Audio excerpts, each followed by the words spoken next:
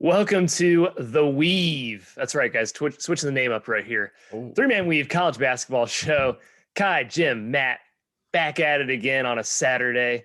Welcome, everybody. Thank you to FTN Fade the Noise for hosting the Saturday show. They're a great group of people. FTNBets.com. Check it out. Bunch of fantasy stuff, bunch of gambling stuff, all sports, not just college basketball, though we tend to prefer the college basketball version of sports. Matthew, Jim, fellas, how's it going today? Let's start with Matt. Sunny day in Chicago. Are And you it ready is. for another huge slate of basketball? Kai, it's time to clock in. Nice. Spinny Saturdays. I have to go buy a spinny hat. That's on me. yeah, you love gotta it, get in uniform, baby. I know. This is what I think the College World Series kids did for like 10 years at Omaha. So I think this enables good luck. So an ode to the gambling gods, Kai. We will need their good fortunes today. It is a gauntlet of a slate. It is. Jim, how are you? Oh, I'm rally good. hat. I'm going Jesper Parnevik here. Trying to make sure you can still see my face. I'm just excited to talk hoops, Kai. Let's go. All right. Well, we're going to jump right into it. Again, guys, if you haven't seen the show before, we have a bunch of sections we run through. Started off with a big bang, some previews. We go into some full steam ahead, see which games are getting hammered by the market or already did get hammered. Check the schedule where we talk about some scheduling quirks, some back-to-backs to look out for. A trending section, who's been good and bad against the spread, also overs and unders included in that. Jim's going to lead us through a roster roundup, looking for injuries out there. I don't think we do have one weave versus weave today, where two of us disagree on a bet. That's always fun to see who the better gambler, the better man really is.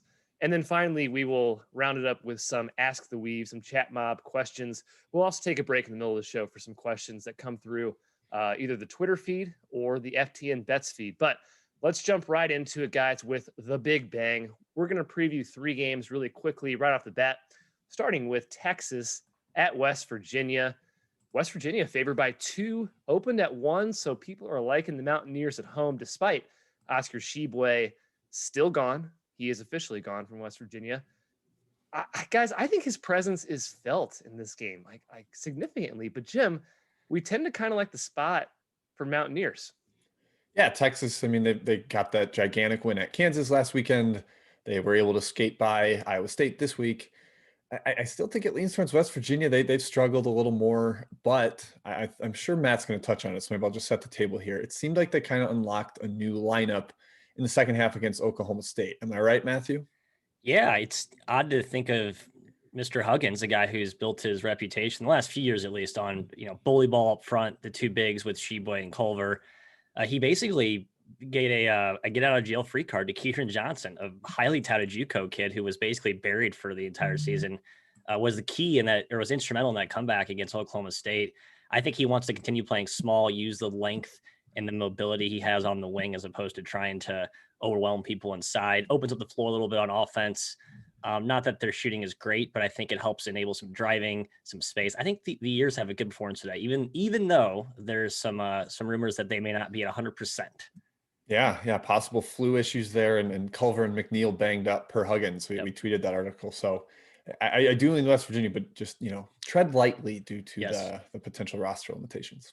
Yeah, I think we were hoping Texas would open a small favorite, actually, guys, in this game, just based on how they've played lately. The length Texas has across their entire roster seems troublesome for a West Virginia team that, like you said, is going a little bit smaller. But this West Virginia squad has moxie. They have a lot of physicality, and they're as well coached as any team in the country. We love Bob Huggins. That's a guy I want to go have a beer with. Number one on my list of coaches to have a beer with. A few libations would be nice. So we lean West Virginia, guys, to maybe a little bit past our comfort zone. Just check that. Check the flu injuries. Check the flu and the injuries before you go and bet West Virginia. All right, moving on. I have sirens in the background. I live in Chicago. Ohio State at Rutgers. Rutgers -4. The spread has gone up a little bit.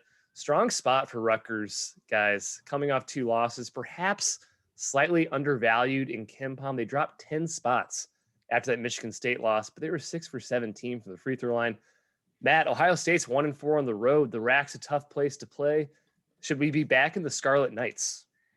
Man, it just feels odd with just seeing Rutgers as a 4-point favorite, but they've deserved it the way they've played. You just basically throw out the Michigan State game when they set records for the amount of bricks they laid at the free throw line.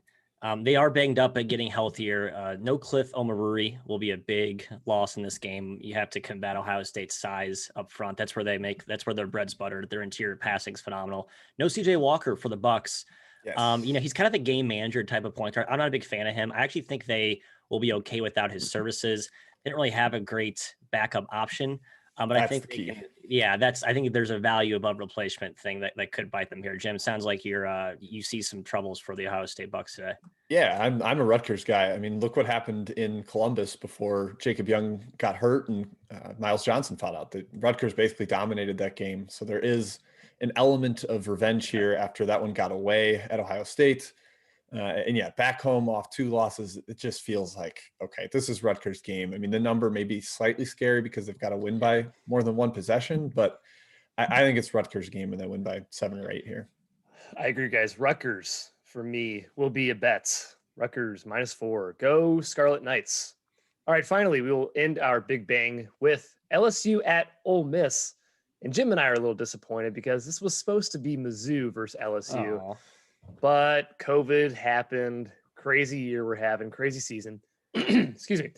I'll go to Jim first. Jim, what do you think about this matchup? I think it's going to be an interesting stylistic clash where Ole Miss wants to kind of make things difficult on you. They play sometimes a matchup zone and change defenses, which can throw off the offense, whereas LSU has just been a complete juggernaut on that end. Cam Thomas has been one of the best freshman scorers in the country, if not the best. They still got Trendon Watford. They've still got Darius Days, some versatile bigs. So I think they can attack and score on an Ole Miss defense that kind of you sort of agree is possibly overrated in Ken Pom. But I still lean towards Ole Miss. I'm a Kermit Davis over Will Wade guy, and I think he finds a way to get it done here. I don't like the number, but if I had to lean, I would say the Rebels. Yeah, definitely a coaching advantage here for the Rebels. Although the late scheduling switcheroo could deflate that edge, and I don't exactly have the time to prepare that you would normally. I like both these teams in general. I'm looking to bet the loser of this game in the next spot, so I'm kind of looking ahead to game +1 here for both squads. See, I'm kind of meh on both teams, to be honest, guys. LSU, atrocious defense, awesome offense. And Ole Miss, bad offense, supposedly an awesome D, Jim, but I really think they're a paper tiger defensively. I think they've gotten fortunate in their early scheduling. So I actually lean LSU in this game. I think their offense is just a greater degree better than Ole Miss's defense versus the other way around. All right, that was the Big Bang. Ba-boom. Now we go into full steam ahead. Toot toot. I don't have a good transition. Yeah, sound effects are still work in progress, but in this section we look at which games have gotten hammered by the market. Matt, you're going to lead this section. Start us off. Yeah, we got some early games actually already getting hit, which makes sense. I want to prioritize the games that tip first. St. John's against Creighton. Betting against home Creighton is not something I am in the market to do. It sounds like a lot of people are, though. The Johnnies got bet down from 15 to 13. I think this line's way too high, but I have no appetite, like I said, to bet against home Creighton in this spot here. Yeah, I'm just worried that I don't know how St. John stops Creighton. We saw what their offense did to Seton Hall last time out, just completely thrashed them. St. John's isn't exactly known for being whip smart defensively. There's a lot of gambling, a lot of helter skelter, and Creighton's too smart with the ball to really give into that. They're going to get good shots. I just think St. John's can score with them a little bit, and with the number being as high as it is, I would lean towards the Red Storm on the road, but not an official bet once it's 13, 12 and a half. 13 and a half or 14 was probably my cutoff. Yeah, the number of possessions in this game should be high. That worries me against this Creighton team that can go just bonkers from the field. Like Jim said, St. John's is totally fine with running with Creighton, with making some mistakes defensively, we'll say, Matthew. Yeah, I mean, if you're going to catch 13, it's better to be catching 13 in a 60-possession game than it is an 80-possession game. Right. So if you're on the Johnnies, just know that 13 probably plays more like 11 with the way this game will be played up and down. Next one, Jimmy Roots boys, the Alabama Crimson Tide. Alabama. A lot of love for the Tide. Went up from 4.5 to 6, but oh wait, some buyback steam on the news of Sharif Cooper, the 5-star freshman phenom for Auburn. Rumors swirling that he is going to, in fact, lace him up and play today. We talked about in the offseason how pivotal he is to this team.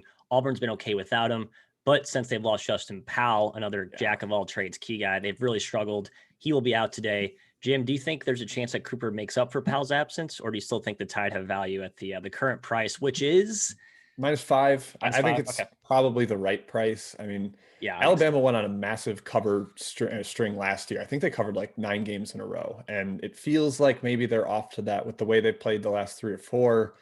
But Cooper could be a massive deal. I mean, like we talked to Benny Wisniewski from Montverde this offseason on our podcast, and he said that was probably the best individual guard they played against. And, it is his first game, so that's tough coming straight into SEC play. But I'm staying away. Just there's too big of a variable there where you're not exactly sure what you're going to get.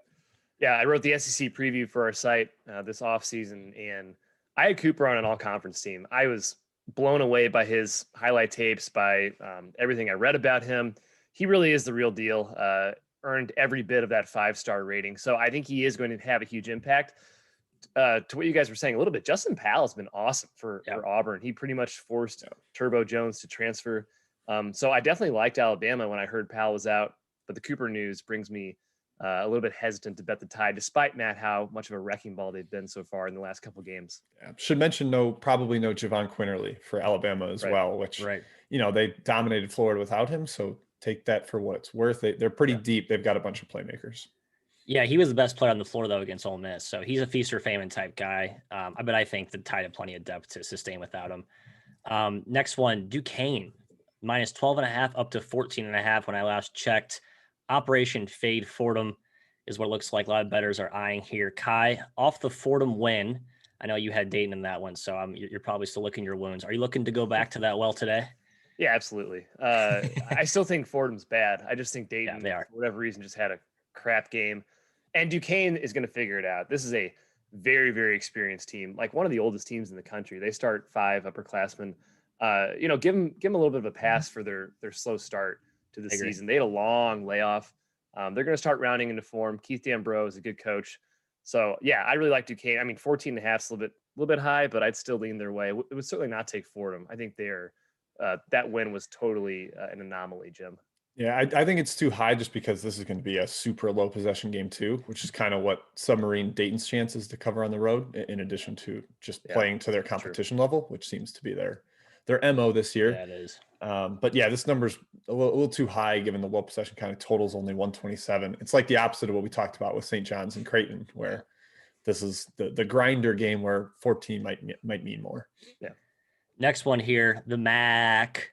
Georgie Papas and the boys. Monmouth got bet up from 7 to 9. I've been a Monmouth believer all season. They are the epitome of helter-skelter renegade. Not a whole lot of organization at times, but they got some serious talent. They got some weapons. But 9's a big number against a John Dune coached Marist squad, which has taken a lot of our money. They are feisty. They defend. Kai, are you going back to the Monmouth wall here, or have you learned your lesson going against Mr. John Dune? At 9, I probably wouldn't take it anymore, but I certainly liked Monmouth at an earlier number. I mean, this team's really good. They have a ton of talent. They shoot the 3 very well. George Papas is the man. He's the guy that stole the ball from Kansas down 50, dunked it, and talked a bunch of crap and got a technical. He's a legend, Matthew. Yes, but Marist is scrappy. Marist is better than I give him credit for. Jim, their defense is really what's impressed me most, which I guess shouldn't be such a shock with the guy coaching them. Yeah, they lost Michael Cubbage for the year and haven't really skipped a beat, which has been super impressive to me. Some of the newcomers have been helpful. I didn't like this once it got past 8. It opened at 7 at Chris, which I was into, 7.5, 8. But gosh, 8.5, 9. Congratulations, Market. You have done your job. All right, next one here. Northern Arizona from -1 to +1. I was on Northern Arizona in the first leg of the back-to-back with Idaho State. Really poor effort catching Idaho State off a COVID shutdown. So it looks like the market watched that game and was like, oh, this is Idaho State's a better team. And I have to agree. I think both of you, Jim, I know you're for sure on Idaho State here, right? Yeah. -1. I would take them maybe even past up to -1.5 or so. Northern Arizona lost their best shooter, Luke Abdulovich, to a concussion early last game. And that really robs NAU of basically any perimeter scoring. It's Cam Shelton or nothing at that point. Yeah, exactly. Yeah. Right. Idaho State's now familiar with playing in that giant dome that NAU has. So I think that familiarity matters quite a bit. They're at altitude, but they'll be fine. Yeah, I'd take Idaho State -1 if it was still there. I think it might be past that currently, but Yeah, I think the Bengals are better, man. I like this Bengals team, Matthew. Yeah, I was pretty impressed. I'm starting to drink the Kool-Aid with the Bungles there. Texas Tech, go back to Power 6 action here. They're traveling to Ames. Iowa State opened at -5, now up to 8.5 in some spots. I made this number 7.5, 8, so I think the movement's the right direction of steam. But Iowa State's been a feisty dog. They're now 3-1 in the Big 12 ATS.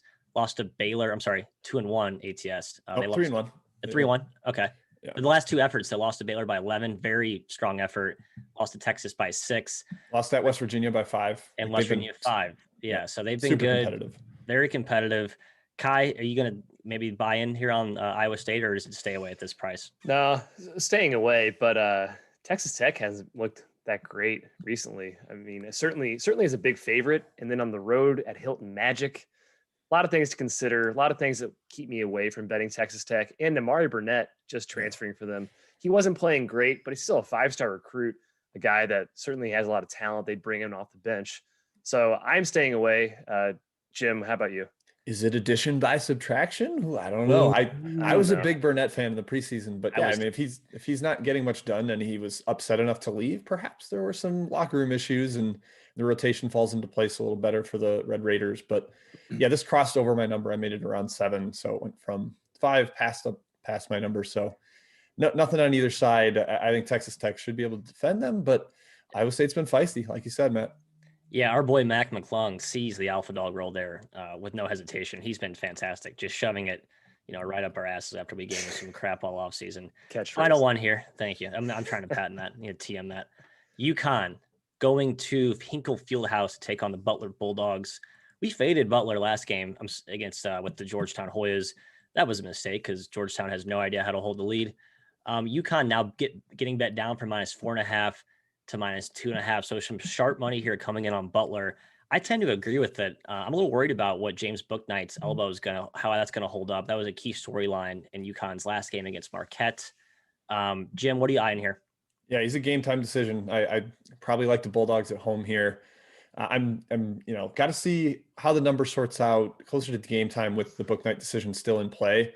I still think I'll probably end up on Butler, would be my guess. Thompson came back last game, played, I think, 31 minutes, looked pretty solid. He's so crucial on both ends of the court. He's like an extension of the coach, and he's the best perimeter defender. He's the best shot creator. Yeah. And I think the Butler team may be a little undervalued after playing so poorly without him. Yeah, he's extremely valuable. Couldn't bet Butler without him. Now that he's back, you start to look at these spots, especially this one with James Bouknight dealing with some injury issues. I also like Butler. 2.5. That might be a little bit too short for me. All right, Kai, back to you. Let's talk about the schedule. As I clear my throat, we're going to check the schedule. We're looking at some quirky rematches, which we're kind of used to by now with the season, the way it's been going. Guys, we're not going to go through every single rematch here, but highlighting a couple from leagues that we've been either watching closely or certain games in those leagues, I should say. The other ones we were on last night or 2 days ago, what have you. Starting in the Mountain West, Colorado State, UNLV. Guys, we were pretty confident Colorado State would cover that first game with UNLV coming out of the long shutdown, Colorado State getting back at home. Jim, what happened to our Rams, and are we going back to that well? I am not going back to the well. Hey, neither am I. A lot of what my number was in my number was, all right, they're going to altitude against a team that should be motivated off a big loss to San Diego State. They're coming out of a month-long shutdown. Gosh, this UNLV team's in trouble, and they completely flipped that narrative upside down. They led most of that game, ended up choking late, and Colorado State got the win, but UNLV still covered. They looked a lot feistier on defense, a lot more disciplined. Yeah, what the heck? It was kind of like last year where they just really struggled early on, and Otzelberger kind of rediscovered their identity. Yeah, and they've got guys that can score. That's the ultimate wild card. Hamilton and Jenkins can really get going at any time. Caleb Grill can hit 3 threes in a row, and suddenly it's just a double-digit run for them. So I'm staying away from this one despite liking the Rams. I brought UNLV back up closer to where I had them preseason because I did think this team was talented. Yeah, they have talent. I actually kind of like the under here. Second game in altitude. Neither, I guess, Colorado State, not exactly the deepest team. As Jim mentioned, UNLV's defensive intensity and effectiveness was much improved yesterday. I think the under has some value. I will say this was 2 days ago, correct? I believe. So day off in between. No, good point. Yeah, valid point. All right, Conference USA. Excuse me. Goddamn. A couple of games to highlight here. North Texas, UTSA. North Texas, crazy cover right at the end of the game yesterday. Probably shouldn't have needed it. They were dominated the entire game. Western Kentucky, Louisiana Tech. LOL, guys, at Western Kentucky as a favorite this year. Don't bet them as a favorite. They're so annoying to bet as a favorite. Jim, are you looking at any of those matchups particularly? I think Louisiana Tech wins today. That's kind of, I don't know. They played them so close yesterday and kind of lost it late. Yeah. Western Kentucky is a favorite again. Like you said, it's hard to trust them. I think they are a team that gets up as a dog against better competition. Today against Louisiana Tech, maybe they're scared enough. They got scared straight yesterday by the Bulldogs hanging around, but I would lean towards Louisiana Tech there. My number doesn't say bet it, but it's just kind of like a gut. I think Louisiana Tech wins. Yeah, I got Matt, nothing. anything there? Nope. Nothing. Horizon League, I wanted to highlight one game. Oakland, Green Bay. I think Matt and Jim love them some Okie land, Matt. Is that true? Yeah, a little bit discouraged to see Josh Jefferson play so well for Green Bay yesterday, a guy who we thought was on the fence. Oakland plays that really funky zone, and Jefferson's a great passer and trigger man, can shoot it. So I'm a little worried this might be a matchup kryptonite. But, I mean, Oakland had this game. They had them up late. They're up late. They went to overtime. Then we're up 4 with the final minute of overtime, completely collapsed in shambles. So I think we saw Oakland respond in the second leg of the back-to-back last time against Wright State. I think they come out with a strong effort and get it done today. Yeah, Matt said pretty much everything I feel about this. I think they bounce back, and obviously less home this time around. They're very familiar with that gym. I think they get it done on the road. Jim in the Sun Belt, Little Rock plays Louisiana again. Does Little Rock punch back? They lost the first matchup. Marquise Knoll back in the lineup. What do you think? I do think so. Alec Crusoe pointed out in the chat that they got to get revenge for the lights fiasco yesterday. Their final possession of the game, and the lights went out and then came back on, and the refs did not stop the game. There was nothing replayed. They just kind of froze for a second, then threw up a bad shot and lost. And Darrell Walker lost his mind, justifiably so. I don't know how you don't stop the game when the lights go out. So yeah, I lean towards Little Rock here. I think it's a nice revenge spot for them. And hopefully Noel kind of has been humbled and realized he needs to be a team player here. Yeah, it's like when my mom would try and get us to come up for dinner, she'd just turn the lights on and off. That's what it looked like in the stadium. It's like, okay, guys, we overstayed our rental time here. We got to go. And then everyone just left and was like, what? That just happened? There's an unwritten rule in basketball. You do play the ball as it lies, Matthew. So yes, you do. I understand why they couldn't stop the game when the lights literally went out in the gymnasium. In the Big West, we have Hawaii, UC Riverside. Can the Islanders take care of business again? Man, they look good coming over from their wonderful, wonderful island. I say yes. I'm a Hawaii guy again today, Matt. Man, I don't know. Again, the back-to-backs, I hate going against, swimming against the current of betting against the team that played well yesterday. I will probably stay away. Hawaii was very impressive, though. The only reason I wasn't on them was because of COVID concerns. They didn't have a lot of real game experience coming in. They had a couple of D2 games, which I probably overlooked why they play so well. But I think Hawaii could, this is one where they could go against that trend and actually sweep the series here.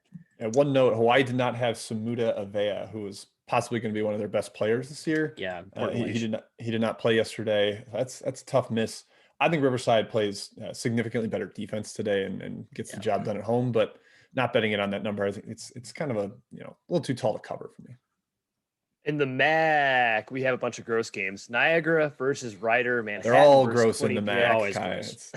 Ryder ain't good, guys, but they somehow won yesterday. I mean, I watched that game. Niagara is the better basketball team, so please be careful if you're betting Ryder, even though the spread does seem kind of high. Manhattan, Quinnipiac, again, don't watch that game. I lean towards Manhattan, but Siena Fairfield is a game that I'm looking at. Guys, I'm Siena all the way here. -9 at Fairfield. I don't care. Minus whatever. Siena, for me, that team rocks. Fairfield is the worst offensive team in the country. Matt, why aren't you coming along with the Siena bet with me? So Siena is way better. It's not even close. They're multiple classes above Fairfield. But the issue with Siena is sometimes they walk the ball up the court excessively. Jalen Pickett is very methodical. I just don't think it's a great favorite. And Fairfield, for as putrid as they are on offense, they can be feisty defensively. So I think you have the winner. That's my only hesitation. It's why I'm not taking it. Well, appreciate it. Yeah, no, I can't imagine taking Fairfield here and being like, they scored 12 points in the first half. Why did I do this? Do to not myself? bet Fairfield. Don't bet Fairfield. Yeah, but sometimes these bigger favorites can be tricky in this conference. It's one of the most unpredictable in the country in my eyes. Right. This is a fun scheduling spot note here, guys. A couple teams off overtime games. We got Arizona State. We got UCLA. This is old, isn't it? I'm reading old outlines. No, Is that no, true? that those two just played overtime against each other on Thursday. Oh, excuse me. Yes. Georgia's coming off overtime with LSU. Or sorry, LSU's coming off overtime with Georgia. Jacksonville State, Eastern Kentucky, Quinnipiac, Manhattan. Do you guys like any teams? Let's say this, Matthew. How do you value a team coming off overtime? Are you knocking them down a couple points? Well, I think there is value on the under in the following game, especially if it's back to back with no days off. You look at the Quinnipiac Manhattan double OT game. I'd be all over the under there. The problem is that Manhattan got Samir Stewart back, who just lifts Manhattan's offense from the crappy mush to okay, it's not awful. Like, he's a premier shot maker, basically one of two that they have. He was a difference in that game. So I think his return's not reflected in the current price. So for that reason alone, I'm not taking the under. But if you want to just auto bet all unders post overtime, I think that's actually a decent strategy. The one I did want to cite the Arizona State and UCLA specifically because they were both shorthanded for that overtime game. UCLA without Chris Smith, that's a long-term injury. They go to play Arizona team that just lost at home. I think there's edge to the Wildcats there. And then Arizona State played 4 guys 40 minutes or more on Thursday night. Yeah. So unless they get Remy Martin back from the funeral services that he attended on Thursday, and then also Jalen House and Tayshaun Cherry need to come back from suspension, disciplinary reasons. If they're stuck with the same 6 guys again, I'm worried about them. But if they get like the reinforcements, then I think they have a pretty good spot as a home dog. I got to think Martin plays here, right? He was attending a funeral. He's the one I care. He's the one I care about. So Cherry and House important, but they have other guys that can do what those guys do. So Martin's the key. All right, Jim, let's take a chat mob break. Any questions so far we got? We do. Harris Moreo and CBB Wagers both asked about a game on the extra board. I was surprised to see this come through twice. Nice. But Matthew, it is a side that I know I like. I'm curious if you're joining me because it's one of your pet teams, Colgate. Yes. -2. In 100%. Boston U was horrific in their openers against Holy Cross. I guess we don't know the status of 2 of their best players. They're down Walter White and Alex Villarino. Yep. Even if those guys play, I like Colgate. I really like Colgate if one or both are out, especially White. White's such a key kind of a Swiss Army knife type guy. Colgate, Matt, they have to wear masks on the road. It's fine. They wear masks all the Doesn't time. matter. Half year right now are probably wearing a mask. It's just part of everyday life. They're fine. My Colgate, the Raiders will get it done. Wear them down here anyways. It doesn't cover them out. I like Colgate too, Jim. Good. Glad to hear we are all a Colgate squad. We've got a couple people, Job Gundo and Ryan Stoff, asking about Milwaukee. Do we go back to the well after they destroyed IUPUI yesterday? The offense kind of exploded. Shot the lights out. Yeah. I'm a little nervous just because of that. It's hard to repeat such an offensive performance, but I don't think IUPUI is very good at all. So this one's probably a stay away from me. Stay away from me. I wouldn't be on IUPUI. Spread 7. I mean, yikes. I might actually step on an IUPUI if it stays at 7 after. Yeah. They got 2 guys who can score. Jalen Bennett, Marcus Burke can get hot. Those 2 guys who can go for 30 in every given night. The problem is that players, 3 through 10 aren't very good. So I don't know, but I think they're feisty enough to at least compete in the back-to-back here. Yep. Straight Cash Picks asked about Hofstra, Northeastern. Matthew, I know you are still a little upset with the Pride after Thursday night. Yeah, they showed no pride, no pun intended, in the second half there. That was despicable. I will be taking Hofstra first half only in this game. I think Bill Cohen figured out, he's been playing against that zone for years. These 2 teams know each other so well. But the way that young team adapted the zone in the second half was very impressive. I actually think both teams score at a high rate here, so the over could be a decent side. All right, we've got Pete Rose asked about Tennessee and Texas A&M. I kind of like the under. Texas A&M's offense is pitiful, and all they do is score by like slashing and kind of helter-skelter defense. And I think Tennessee can take care of the ball, and they're too long, too well disciplined defensively to give up a bunch of drives. Lean towards Tennessee, but under is probably the stronger play for me. I like under as well. Tennessee, one of those teams. It seems like as a favorite, they might struggle. A big favorite, we'll say, they might struggle a little bit to cover the spread. But A&M, they're on my shit list after that South Carolina game. That is inexcusable to not be able to cover that number. Yeah, A&M was down guys and then immediately had to go back into a COVID break, and Texas A&M lost by 20. Yeah, ridiculous. Yeah, it's terrible. Mr. Waller, stayed in the CAA, asked about Drexel and Charleston. I actually like Charleston here. Drexel hasn't played in quite a while. Charleston, just all they have to do is win at home. It's a really short line. I would lean towards the Cougars, although they are a little shorthanded after losing Brevin Galloway for the season. Under. Delaware could also be without their one of their key guards. Drexel. Sorry, Drexel. Excuse me. I think Oh Drexel's yeah, sorry, healthy. I'm mixing up games. There's Yeah. 133 games. This is ridiculous. Let's cut this in half, people. But it's still under, like the under. Bees asked about Vermont. I actually like Vermont on the road. Binghamton has not really had to face anyone with sizable interior players after losing Thomas Bruce to a concussion, their best shot blocker. But with Tomas Murphy, the Northeastern transfer, and Ryan Davis, I think Vermont can kind of go to work in the paint here. I definitely lean towards the Catamounts on the road. Yeah, Vermont by low. Struggled early to start East play. Got late start in their season. I think they're going to start to figure it out here pretty soon.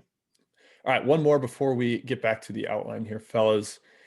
Take it to the bank. Asked about Richmond and George Mason. I kind of lean towards George Mason home as the home dog, but this number is like pretty spot on for me. I can't give a recommendation on either side. Price is too sharp. Can't touch it. I actually lean Richmond. It's come up a little bit too much, but I just don't give George Mason a lot of credit, and maybe that's shame on me, guys. Yeah, well, come on, Dave Paulson, friend of the pod, friend of the week. I love Dave Paulson. I love Dave sponsors. Okay, Jim. We'll get back to the rest of the questions at the end of the show. Let's go to who's trending. I'm going to keep this section, guys, if you don't mind. Please. Teams that are playing good, bad, in between. Well, not in between. That's not the point of this section. Good teams against the spread right now, playing today. Guys, Bryant is not playing today. I'm going to skip that one. Let's talk about Bryant. I just want to quickly here. Bryant and Winthrop. If you just bet them first half every game, and then if they don't cover first half, just bet second half. We call us the Ashok special, our friend who does this. I bet you'd be profitable throughout the entire year. Except they didn't cover either one of those yesterday. They covered second half yesterday. No? Did they? I don't think so. 1 by 12? Maybe not. Okay. Well, that was an anomaly. The Bryant's awesome. Winthrop's awesome. Yes. Next. Sorry. Anyways, Eastern Kentucky, guys, 8-2 against the spread. I did not realize this. So maybe I've had my blinders on, Jim, about the Colonels here. Yeah, I didn't fully realize it either. A.W. Hamilton's done great. They've brought in some talent. He brought a couple guys from Hargrave Military, where he used to be. They got Wendell Green from La Lumiere, so high school powerhouse. Got some talent, some down transfers. Brandon Napper from West Virginia. Yeah, it's a pretty good team, and they play a tough, funky style where they're running up and down and pressing you. So it's tough to play against. But truth be told, I'm on Tennessee Tech today, so I'm gonna fade the trend, I guess. I am too. Hey, I think we've won all 3 games or 2 games they haven't covered, Moorhead and Jack State. So I think we have good numbers on them. We're good at picking out when they're gonna lose. Right. Okay, Missouri State 5-1 against the spread. I think I was on the game they didn't cover, but I love them today against Valpo. Matt, I know you do too. I do too. Valpo out of a COVID shutdown. They could be shorthanded. Missouri State has been phenomenal with the 1-2 punch of Gage Prim and blanking on Missouri State's best player, Isaiah Mosley, who shoots with like a chicken wing. Isaiah Mosley, yep, so good. Yeah, and they also have like a beefcake point guard that is fun to watch. You love beefcake point guards. Yes, I do love beefcake point guards. Morgan State is 4-0 against the spread, guys. They're scrappy. Who'd they beat outright? Remind me. Iona. James Madison as well. Yeah, both solid teams. Yeah. Pretty good squad today. I actually forgot who they're playing, but Norfolk. Alex should be on Norfolk there. I think these are the two best teams in the MEAC. Yeah. That's your NC Central. Oh, sorry, NC Central. Sorry, apologies, Lamel Moton. I love you. The real king of Durham, North Carolina. The real king. Finally, a team that I'm sure you guys have a play on. I knew you do, actually. The Citadel is 3-0 against the spread. They're hosting Chattanooga, Jim. What do you think? Yeah, Nuga's shorthanded. This is their second straight game against a team that really wants to run up and down. They basically had 6 guys last time out, and it doesn't seem like it's going to be a lot better here. The Citadel's been better than they were last year. They're healthier. Yeah. Haven't played a good schedule yet, but I like them as a home dog. I like the Citadel. I'm with Jim, unless the Baptist, as we call him, goes off for 40, which he could do. I think the Del's going to keep it close. All right, guys. Now we're going to look at bad teams. Arizona State, 1-7 against the spread. They're in yikes mode. Unfortunately, I do kind of like them at the number against USC today. We talked about the health issues. Hopefully, Remy Martin's back from his grandfather's funeral services. Indiana State is 2-6 against the spread. To their credit, they've played Drake twice. So what are you going to do? They play Missouri State today. Or sorry, no, it's Illinois State. Yeah, Illinois State. No, they don't play Illinois State. They play Southern Illinois. And I actually like Southern Illinois, so I'm going to try to keep that trend going. Matt, you were against me, I think. You liked Indiana State. Well, this game might be postponed.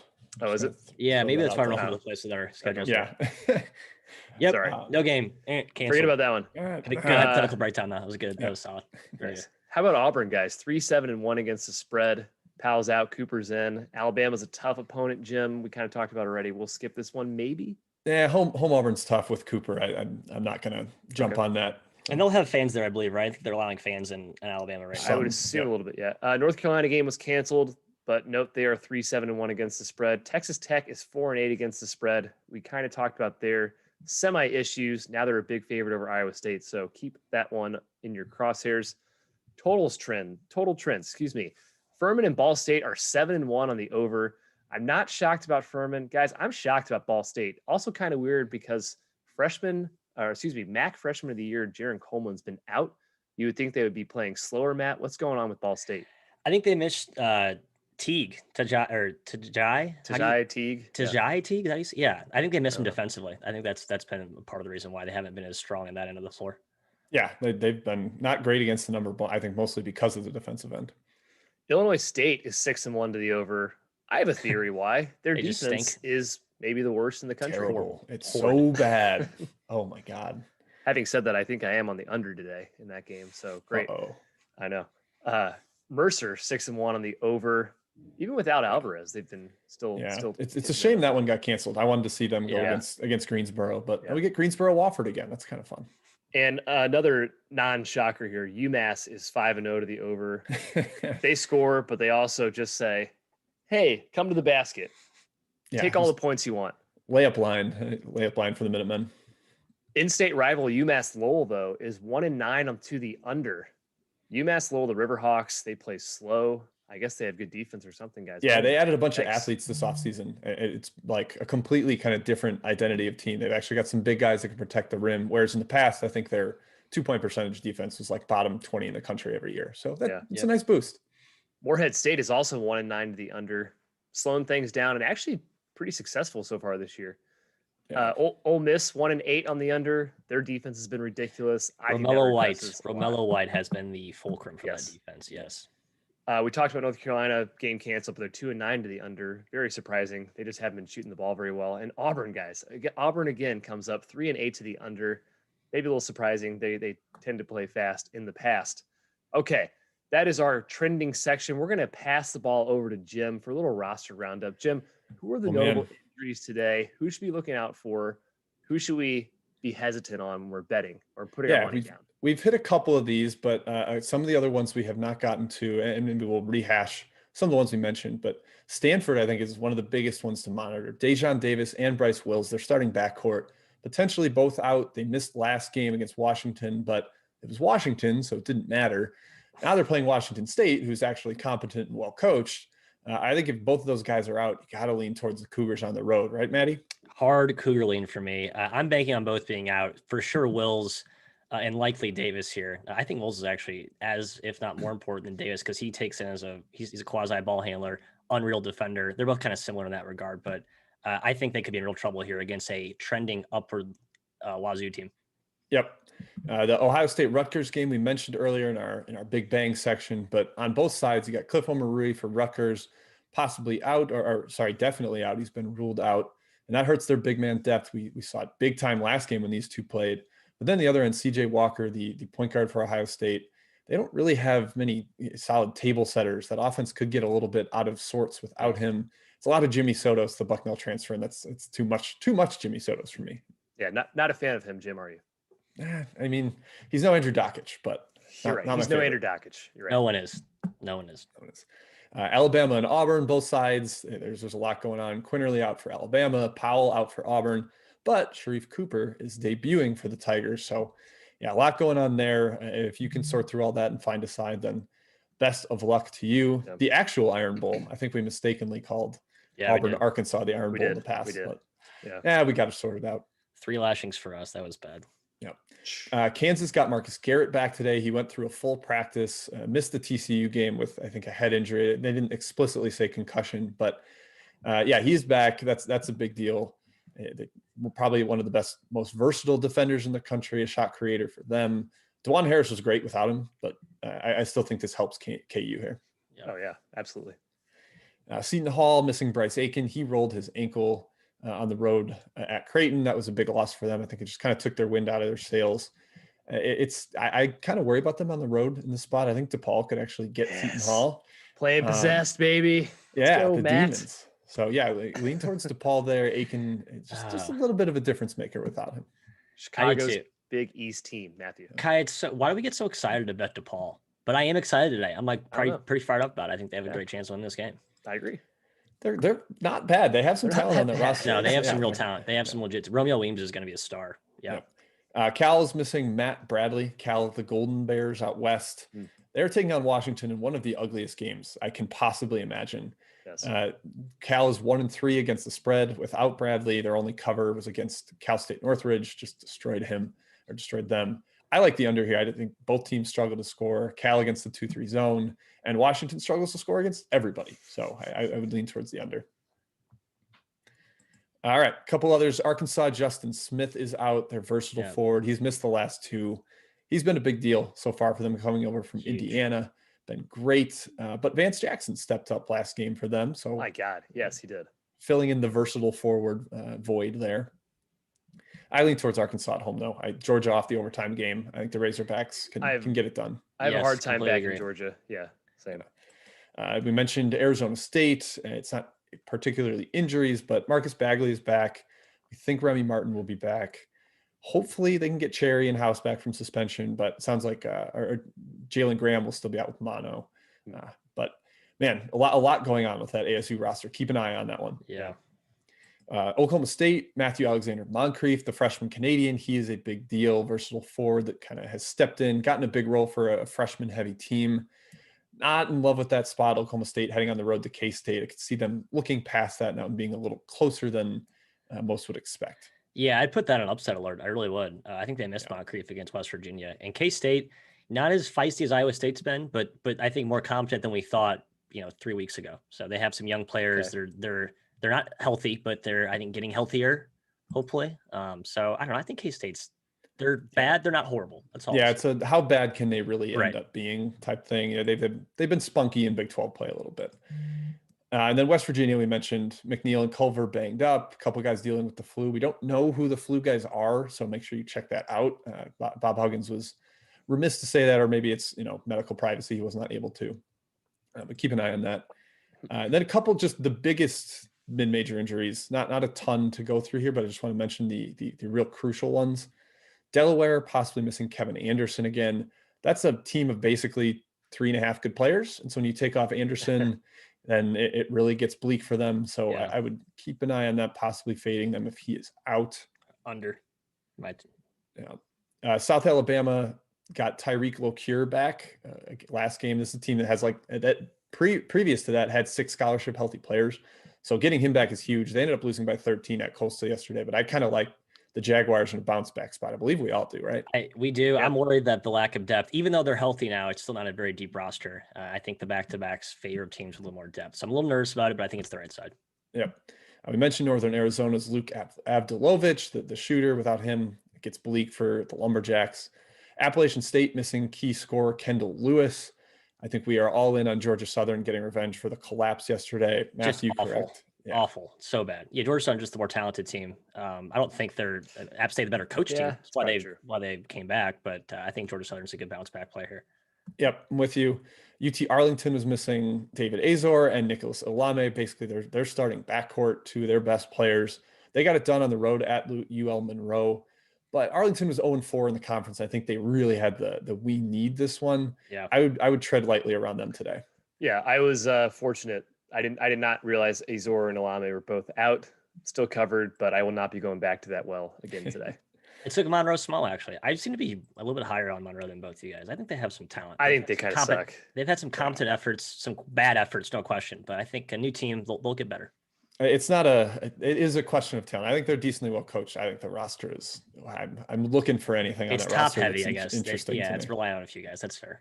Yeah, and then Austin P missing Jordan Adams. He's missed quite a few. They go on the road to the horror house that is Eastern Illinois. Horror house. It sounded like you said horror house. Yeah, well, I just wanted to make sure to clarify there. We can't speak to the activities that happen behind the scene there. We don't know for sure. Yeah, there's been a lot of devil magic comebacks for EIU there, so be careful. But I do think Austin P should be favored. I'm taking P, and it sucks that Adams is probably out. But how bad can Austin? Yeah, they're not that bad. State, I mean, Murray State and Austin P have been atrocious. So I don't know. At some point, they have to revert to the mean here. Right. Yep. And Matt, you just added this. Illinois, Chicago is definitely shorthanded. No Maurice Commander, no Braylon Bridges. Who's the other one? Zion Griffin, did you Zion say? Griffin and Raquan Mitchell. They were down basically 3 starters yesterday, Yeah. 2 on top of who were already out. They were down, came furious comeback, went to overtime. Man, I got to think they cracked today, even though it's one of those where you think the team that lost should respond. I just think they run out of gas, assuming those guys are out. Yep, agreed. It's a tough turnaround. We'll skip over the little major injuries, the extra board injuries, just because interest of time. We got a lot to get to. We got best bets, or where are we going now, Kai? Let's go weave versus weave really quick because Matt and I are against each other on a side here, and it's really no surprise because Matthew loves Lehigh. Yeah, I do. He hates Navy. I'm on Navy. We decided to put the spread at 3. I don't know if it's moved either way yet, but I like Navy. Man, they've been awesome this year. Like they could contend with Colgate, I think, near the top. I never thought I'd say that. I don't know how they're this good, Matt, but they just are. Lehigh, I agree, last year might have been a bit of an anomaly in terms of just how bad they were, but I don't know. Why are you so confident in Lehigh? I don't know. That's a great question. I am tethering myself to the fact that Brett Reed has a good program. The talent he has is solid. Nick Lynch is a monster inside. I think they just got a bad matchup with Lafayette in the opening back-to-back slate there to kick off Patriot play. I am fully prepared to lose 10 units on Lehigh this year if I'm wrong, because I'm way off from the odds makers on this team. And we'll see today if I need to readjust this.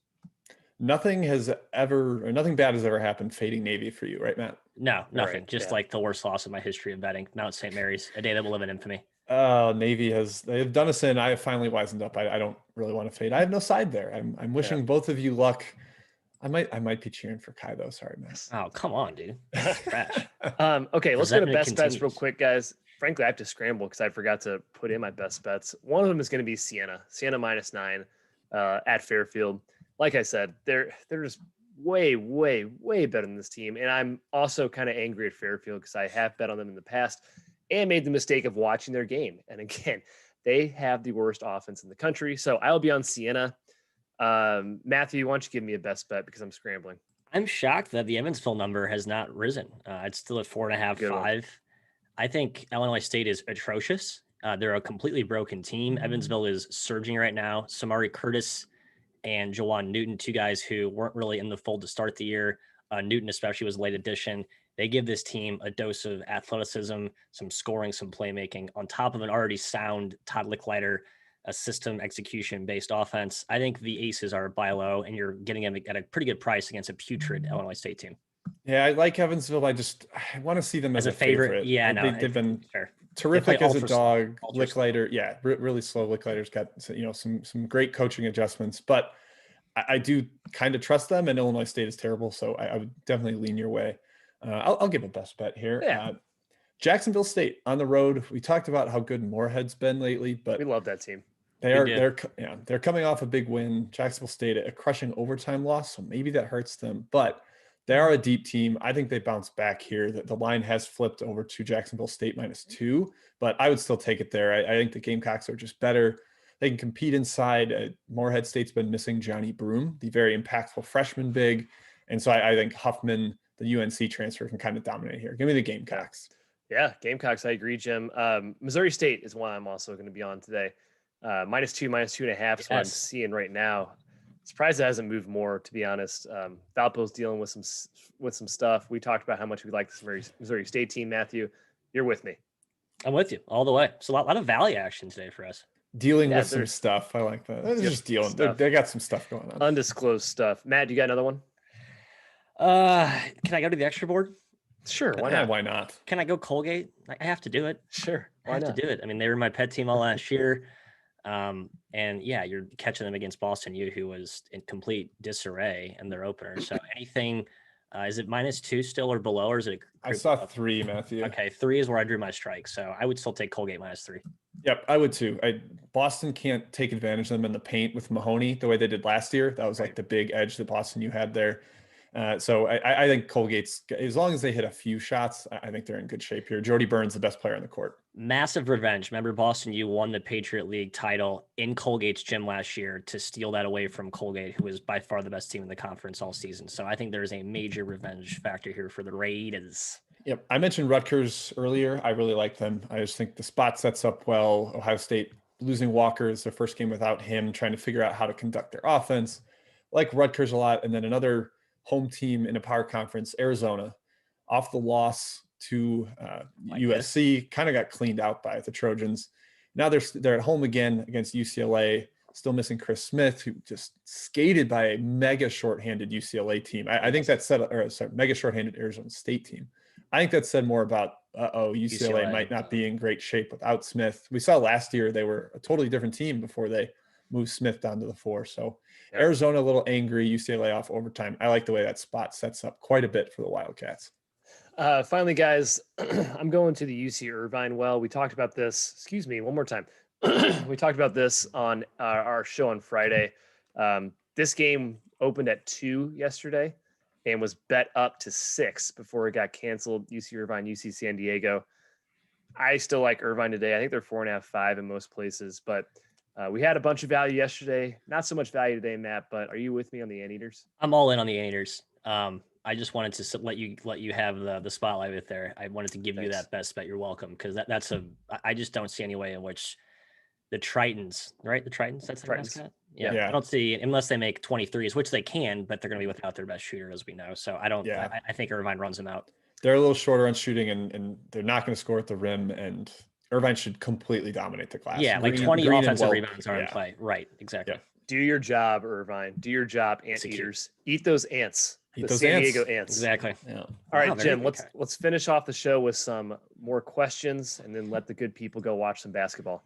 All right, it hasn't been mega active in here. I'll just kind of mention some of the ones that got brought up. Citadel versus Chattanooga, we did discuss a little bit. We think Chattanooga kind of shorthanded. Possibly a nice spot for the Citadel at home as a home dog. Let's see what else. MSU, I think this is just someone ripping on Michigan State, which, they blew a big lead yesterday to Purdue. That was tough to see. Not great for them. Washington and Cal, we mentioned, super ugly game, leaning towards the under in that one. How you choose a side there. Yeah, Matt Bradley is a big problem for Cal. They collapsed without him against Oregon State. They were never in the game. Well, I guess they were for a half against Washington State, but then folded. Cal sans Matt Bradley is do not touch. Yep. Fort Wayne got mentioned. They had a nice overtime victory yesterday. Matt, I think you might be going back to the well with UIC so injured, so depleted. Yeah, I don't feel great about it because Fort Wayne doesn't play a lot of defense, and the fact that usually the flip flop happens there. But I just think they're so shorthanded UIC that the Mastodons get them again. Wofford, UNC Greensboro. This is a potential quick revenge game because this got rescheduled. Wow. Greensboro just won at Wofford. They put this one on the schedule because Mercer lost Mercer went into shutdown. So Wofford is headed to Greensboro. I would lean towards the Terriers +5 on the road, but I don't have anything super strong. They turned it over a ton against Greensboro last game, and that's not really like the Terriers. So hopefully Storm Murphy and Ryan Larson take better care of the ball. I would lean towards them, hit a few more shots. I agree. Yeah, lean that way too, Jim. They were kind of controlling the game first half, and even I thought they were the better team for most of that game. Yep. Yeah, it's just Isaiah Miller went bonkers. He did turned on turbo mode, player of the year mode, and Baylor at TCU. TCU just got wiped by Kansas. One of the best offensive and also worst defensive performances of the year. Now they got to host an even better offense in Baylor. I lean towards Baylor, but the big spreads in conference have been tough to cover. Yes, exactly. So that's TCU, why it seems inflated. That's exactly why I like TCU here. I'm trying to get that Kansas effort out of my mind. It's still burning. It's tough to ignore, but I think you said it right. We've seen so many large conference dogs compete all the way through, especially now a couple games into the season. I just feel like the sense of urgency is growing. So they're just going to be feistier than we saw earlier. Yeah. Fordham Dayton, we mentioned, it seems like a big number at this point for Duquesne. Really, really slow game. So probably a stay away for us. Yes, Duquesne stay away at the current price. Yep. Winthrop, Ryan Abraham was asked about Winthrop. Matt, I know you're just kind of, why not bet Winthrop right? First half doesn't cover. Winthrop second half. One will cover and you'll split, or you'll split. Just keep doing that on repeat. Was this a new game added? I missed. Yes, it was. Gardner Webb. I noticed this as well. Yeah. So we might have to investigate this a little more ourselves. Nope, not on it. All right, NC State, Miami. We have McGusty and Likes both confirmed out for Miami, kind of how it's been for them. But the backcourt's been solid with Beverly, Olani, and Wong. Nazir Brooks up front. I think Miami's pretty solid on the road here. They've covered 3 straight despite being shorthanded. It's a big-ish number for NC State, especially we don't know for sure if Braxton Beverly is playing for the Wolfpack. Yep, I agree. I like Miami here, Jim. Famous last words. Yeah, it's all about the U. There you go, Matthew. Okay, it's not what they say. Tyler Novak asked about Wazoo. Matt, I think we said we lean that way, but all the way Cougs. You gotta make sure that Wills and Davis are out. I think maybe the number's kind of right if those guys both play. If one plays, I think the number is pretty close to accurate. But if they're both out, I think the Cougs are the play. Yep. I think that's mostly it. Some of the Fighting Mo Williams, Alabama State. On the road at Arkansas Peanut Butter, I actually lean towards Alabama State just because Pine Bluff shouldn't be like a big favorite unless it's Mississippi Valley State. That's fair. I slightly lean towards the road squad there. My number agrees, Jim, but I think Alabama State could be just like trash. So super deep cut play. I took the under here. Okay. I don't know how Alabama State Mo Williams solves Arkansas Peanut Butter as a zone. It's a little tricky. So, all right, last one. Fire Foxtrot said, the back-to-back spots are tricky. Lipscomb, another dog today versus Bellarmine. I was super impressed with Bellarmine yesterday. They took away Asajula inside, and honestly, off the COVID shutdown, they looked pretty sharp. They only got 10 minutes in the first half out of Dylan Penn, their best player, because of foul trouble, and they were still right there at the end. Just some late game shenanigans flipped it towards the Bisons. I think Bellarmine gets it done at home in the bounce back spot here. They're a lot better than I thought. I'll say that. Yeah, I stayed away. We were lucky, I think, to win with Lipscomb yesterday. So I think Jimmy might have the winner in the flip flop there. Oh, Matt, real quick, we got to get Duke Wake Forest takes. Coach K is back. How much does that matter? Is he back? I thought he was going to miss this one too. He's confirmed back today. Jalen Johnson will be out. So Wake Forest is. I don't know what I'm getting with Wake Forest today. It's obviously Steve Forbes, a coach you respect. No idea. I can't juxtaposing their D2 game they almost lost versus a couple of their really strong efforts as a dog. Yeah, really feisty at Virginia, but then got blown out by Georgia Tech. Like I don't know what to make. Yeah. Too unpredictable. Stay away. All right, I think that wraps it up. Kai, you want to sign us off? Give FTN a little more love before we get out of here. Fade the noise. FTNbets.com. Check them out. Lots of fantasy stuff. They're really good at the fantasy, I will say. These guys are if you're into daily absolutely fantasy, incredible at daily fantasy. They're making stupid amounts of money. Stupid amounts of money. Yes, check them out. Check us out. 3 Man Weave. We will be here again on next Saturday, 9:30 a.m. Central, same time. Be good out there. Win some bets. We'll see you next week.